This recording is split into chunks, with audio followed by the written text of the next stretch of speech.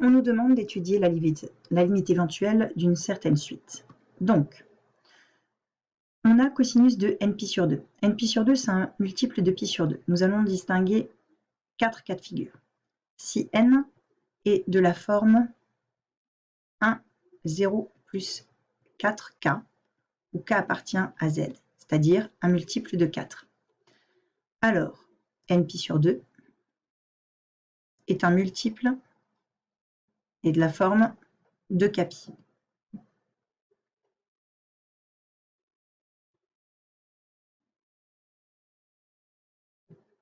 Et dans ce cas, cosinus de 2kπ est égal à 1. Si n est de la forme 1 plus 4k, k appartenant à z, alors nπ sur 2 est de la forme π sur 2 plus 2kπ. Et dans ce cas, un est égal à cosinus de π sur 2, c'est-à-dire 0. Si n est de la forme 2 plus 4k, k appartenant à z, c'est-à-dire un nombre pair mais pas un multiple de 4, nπ sur 2 est de la forme π plus 2kπ. Dans ce cas, un est égal à cosinus de π, c'est-à-dire moins 1. Et enfin, si n est égal à 3 plus 4k, k appartenant à z, alors nπ sur 2 est de la forme 3π sur 2 plus 2kπ. Et donc un est égal au cosinus de 3π sur 2, qui est aussi le cosinus de moins π sur 2, c'est-à-dire 0 également. Donc, en fonction de n, cette suite alterne. 1, 0, moins 1, 0. 1, 0, moins 1, 0.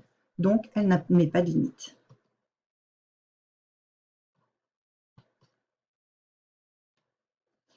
Deuxième cas de figure. un est égal à n sinus n sur n carré plus 1. Nous avons souvent été confrontés à des suites faisant intervenir des sinus et des cosinus, et souvent, s'ils ne sont pas tout seuls, on se sert de l'encadrement de sinus n, qui est compris entre moins 1 et 1, quel que soit n appartenant à grand N. Ainsi, comme n sont des entiers naturels, n fois sinus n est compris entre moins n et n, puisque n est positif. Ensuite, on sait aussi que n carré plus 1 est aussi positif, et même strictement positif, puisque c'est supérieur ou égal à 1. Donc, on peut diviser par n carré plus 1 sans changer l'inégalité. On a n sinus n sur n carré plus 1, compris entre moins n sur n carré plus 1 et n sur n carré plus 1. Or, la limite de moins n sur n carré plus 1 quand n tend vers plus l'infini, c'est la limite de moins n sur n carré, terme de plus haut degré, quand n tend vers plus l'infini, c'est-à-dire la limite de moins 1 sur n quand n tend vers plus l'infini, c'est-à-dire 0. De même, la limite de n sur n carré plus 1, c'est 0. Et donc, par le théorème des gendarmes,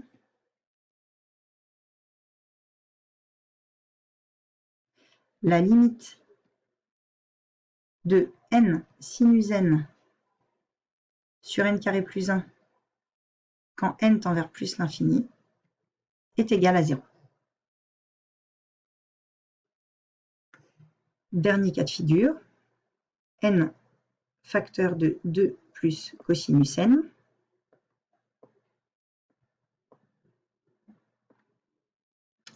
À nouveau, on encadre cosinus n entre moins 1 et 1, quel que soit n appartenant à grand N, ce qui veut dire que 2 plus cosinus n est compris entre 1 et 3. Ainsi, comme n est supérieur ou égal à 0, en multipliant par n, toute l'inégalité ne change pas. Donc, on a n 2 plus cos n compris entre n et 3n.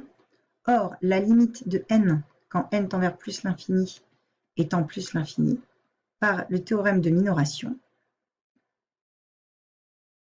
la limite de la suite un quand n tend vers l'infini est plus l'infini.